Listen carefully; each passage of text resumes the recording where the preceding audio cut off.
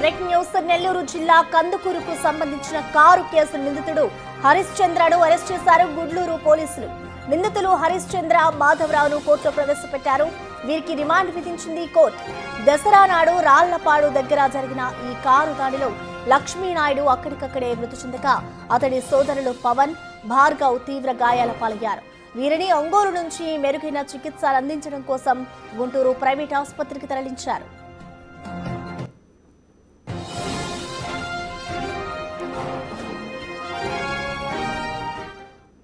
దారకనపోవడం మేము కందుకూరు పని ఉండి వెళ్తుండే ఒక కాకర్ల నాయుడు అనే అబ్బాయి కారుతో గుద్దించడం. ఇంకా తర్వాత కారు గుద్దిన తర్వాత మళ్ళీ తొక్కించాడు. ఇది నడుము, ఈ కాలు మొత్తం ఇక్కడి నుంచి స్పర్శ తెలియట్లేదు కింద.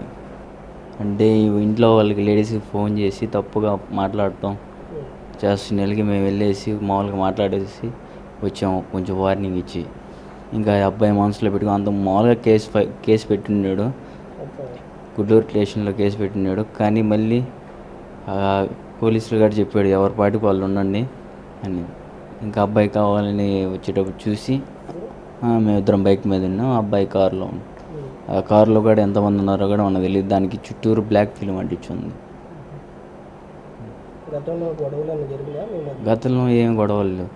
మొన్న ఈ మధ్య రీసెంట్గా మనకేముండే అంటే మామూలుగా స్టేషన్కి వెళ్ళాం కదా, ఇంకా మాట్లాడారు ఎవరి పాటికి వాళ్ళు ఉండండి అని చెప్పారు.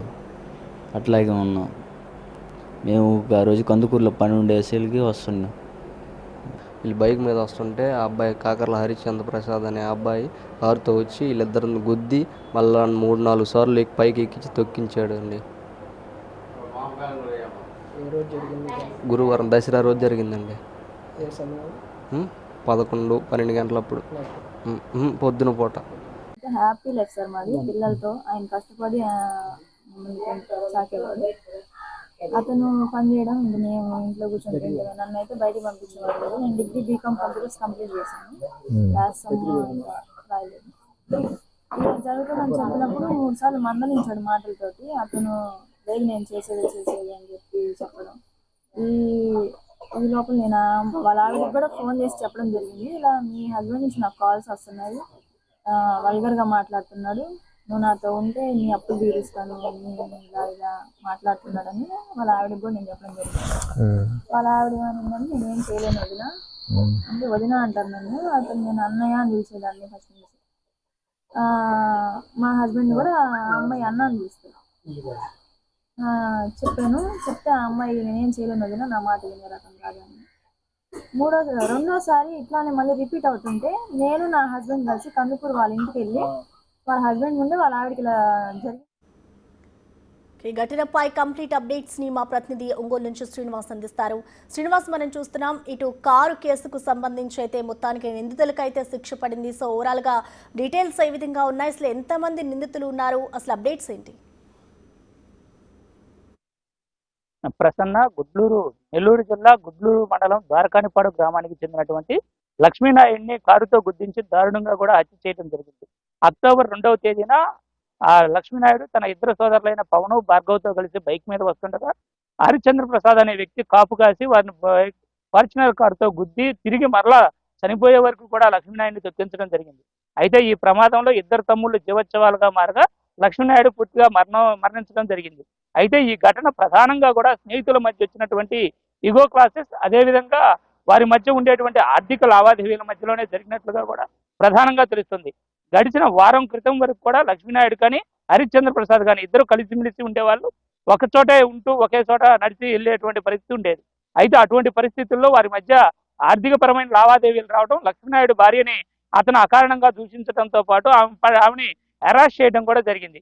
ఆ విషయం తెలుసుకున్నటువంటి లక్ష్మీనాయుడు స్థానిక గుడ్లూరు పోలీస్ స్టేషన్లో కేసు పెట్టడంతో పాటు ఇంటికి వెళ్ళి కూడా వార్నింగ్ ఇవ్వడం జరిగింది. అయితే పోలీస్ స్టేషన్కి పిలిచినటువంటి పోలీసులు వాళ్ళని రాజీ చేసి సర్ది చెప్పి పంపిన తర్వాత కూడా తిరిగి అది రిపీట్ కావడంతో లక్ష్మీనాయుడు తన ఇద్దరు సోదరులతో కలిసి వెళ్ళి అతన్ని వార్నింగ్ ఇచ్చి రావడం జరిగింది. అది మనసులో పెట్టుకున్నటువంటి హరిశ్చంద్ర ప్రసాద్ ఫార్చునర్ కారుతో కాపు కాసి వీళ్ళని చంపడం జరిగింది. అయితే ఈ ఘటనలో ఇద్దరు తమ్ముళ్ళు జీవోత్సవాలుగా మారగా లక్ష్మీనాయుడు మృతి చెందడం జరిగింది. ఇది ప్రధానంగా ఆర్థిక లావాదేవీలు మరియు వారి స్నేహం మధ్య వచ్చినటువంటి వరపత్యాల వల్లే జరిగినట్లుగా కూడా తెలుస్తుంది. అయితే తర్వాత దీని క్రమంలో దీన్ని 2 సామాజిక వర్గాల మధ్య గొడవగా చిత్రీకరణ చేయడంతో ఒక్కసారిగా అందరి చూపు కూడా ద్వారకానిపాడు వైపుకు కదిలింది. అయితే ఈ ఘటనకు సంబంధించి ఇప్పటికే పోలీసులు 103 మరియు 109 సెక్షన్ల ప్రకారం కేసు నమోదు చేయడం, అదేవిధంగా ఇందులో ముద్దాయిలుగా ఉన్నటువంటి హరిశ్చంద్ర ప్రసాద్తో పాటు అతని తండ్రిని కూడా మాధవరావుని ఇద్దరిని కూడా అరెస్ట్ చేసి రిమాండ్కు పంపడం జరిగింది. అయితే ఈ ఘటనకు సంబంధించి స్థానిక ఎమ్మెల్యే ఇంటూరు నాగేశ్వరరావు కూడా నిన్న వెళ్లి లక్ష్మీనాయుడు కుటుంబాన్ని పరామర్శించడమే కాకుండా ప్రభుత్వం తరపున సాయం అందిస్తామని, ఆమెకు ఒక ప్రభుత్వ ఉద్యోగం కూడా కల్పిస్తామని హామీ ఇవ్వడమే కాకుండా ప్రభుత్వం తరపున ఆదుకుంటామని కూడా చెప్పడం జరిగింది. అదే క్రమంలో తప్పు చేసిన వాళ్ళు ఎంతటి వారైనా సరే వారికి శిక్ష తప్పదని, శిక్ష కఠినంగా ఉండే విధంగా చర్యలు తీసుకోమని ఇప్పటికే పోలీసులకు కూడా తెలిపినట్లుగా ఆయన తెలియజేయడం జరిగింది. ఇటు లక్ష్మీనాయుడు కుటుంబం కానీ హరిశ్చంద్ర ప్రసాద్ కుటుంబం కానీ ఇద్దరు కూడా టీడీపీ పార్టీకి చెందిన వ్యక్తులేనని, తప్పు చేసిన వాళ్ళకి ఎవరికైనా కఠిన శిక్షలు తప్పవని, ఎవరిని కూడా తాను వెనకేసుకు రావడం లేదని కూడా మీడియా కూడా క్లారిటీ ఇవ్వడం జరిగింది.